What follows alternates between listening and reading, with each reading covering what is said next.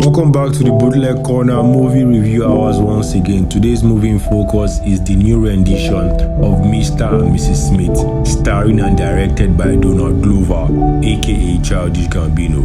For most of us who've seen the original Mr. and Mrs. Smith, which had Brad Pitt and Angelina Jolie as lead actors, fantastic movie that was. I'm sure we were all skeptical about this remake and reboot. I mean, Hollywood has been inundated and flooded by poorly made and rushed remakes in recent years, and so the announcement that this remake was in the works wasn't greeted with huge enthusiasm by most people. Popular thought was to keep certain things sacred and give the chance, backings and funding to new ideas and projects, which you can't really blame us for. After all, we've seen remake after remake falter and fumble the original movie. But for whatever thoughts we had going into this movie, the feelings were absolutely not the same coming out of it. First off, I just want to say to Donald Glover and Maya Erskine, you have rocked my world absolutely and irrevocably. I went into this movie with little expectations and came out of it refreshed and excited. This is what we mean by cinema: pure, undiluted acting,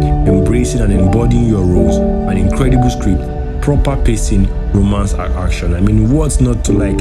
8 episodes that define the Smiths, from their recruitment to meeting each other, working their way around their marriage, mixing work life and office life together by being together almost every step of the way, which can and will drive most people crazy, by the way. I mean, can you imagine being around your spouse 7 days a week, working together and living together for all of it?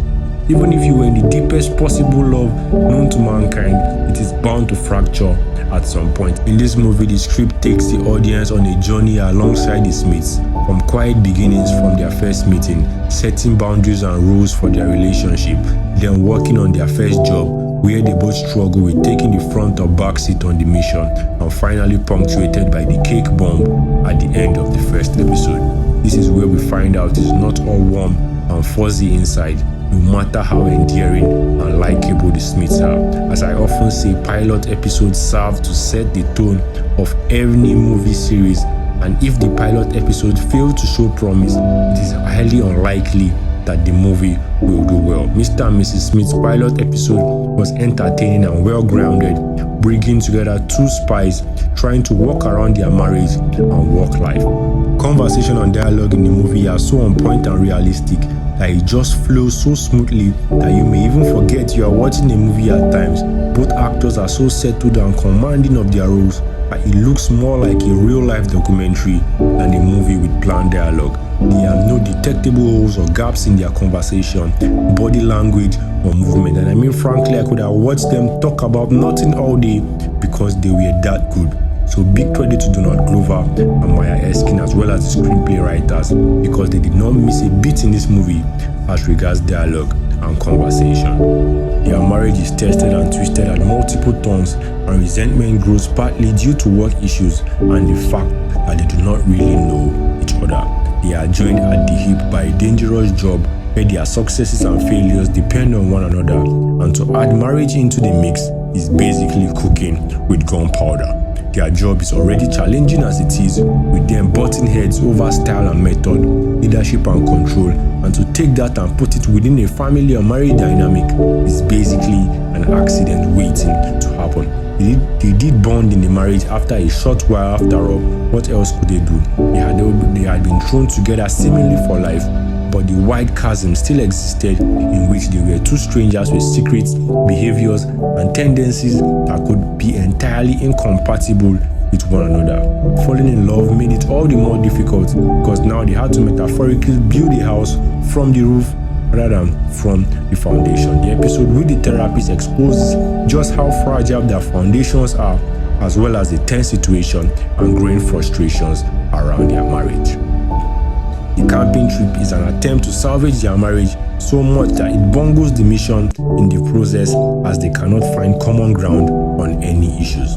Deep down, they know that they love each other, but the circumstances in which they met themselves means that there are impregnable walls around their hearts that will or cannot be broken in short time. The second Smiths, played by Wagner Moura and Parker Posey, were just sublime in their roles. Seeing them, I had a little feeling that something was off, but I wasn't sure because they acted weird at times. They were creepy but likable, delivering their roles in such a way that you wanted to like them even if you knew there was something off about them. So incredible performance by them too, by the way. Completely took our main Smiths for a ride and sent them for a near suicide mission. The final episode is the culmination of all things gone wrong.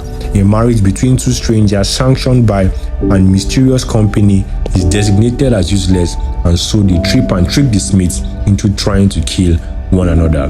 That bomb trick by Mrs. Smith was impressive, by the way. Two Smiths trying to kill each other, but also horrified by the possibility that they might succeed. You see it when Mr. Smith gets hit by a car, when their fight is interrupted at the park, and when the grenade goes off at the museum. The love that they share is still the one unbroken bond, even as everything else has shattered to a million pieces. This movie is so well baked and organized, and big credit to them again for making it a series, because if they tried to compile all this in a movie, it would have failed miserably. Donald Glover, everyone doubted you going into this movie, myself included, so it's only right that I applaud and credit you for your role, not just as an actor, but as a producer. Maya Erskine, you were just as fantastic and amazing in this movie.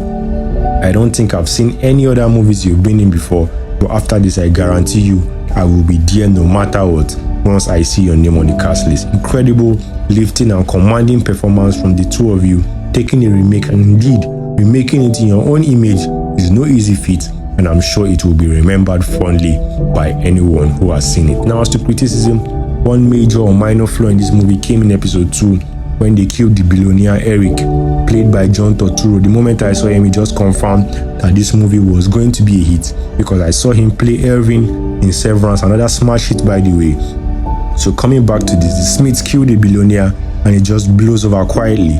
A billionaire who has made a ruckus the previous night, whose video will be viral on social media and TV, just got killed off, and that was the end of it. I mean, I know the billionaire wasn't an integral part of the script, but it wouldn't have hurt to see them mention him being missing or something in the days or weeks after the event. So that was just my major issue with the series. Aside that, this was a near flawless performance from start to finish. Everything you wanted in a movie was present to excess. Supreme casting choices, comfortable and poised dialogue and conversation, believability through the damn roof. I mean, there was no one who looked an inch out of place in this movie. The plot and the setting were also appropriate for this movie. The fight scenes could have gotten a little bit more juice, but it was nothing to complain about. I mean, we got a serious, focused and cleverly curated movie from start to finish. The production and direction may not have been easy, but it was hard work, and the final product definitely looked like something that was given enough time and attention. Donald Glover and Maya Erskine had stupendous chemistry